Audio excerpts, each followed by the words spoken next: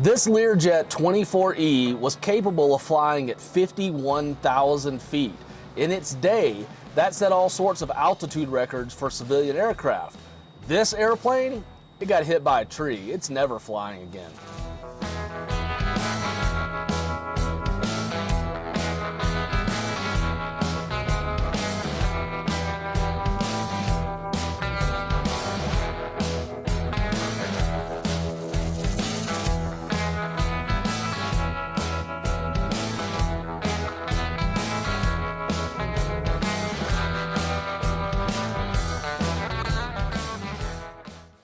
Now, Learjet didn't produce many 24E models, so you know there are things in this aircraft that are going to be kind of rare. This is your chance to get your hand on some of those uncommon Learjet items.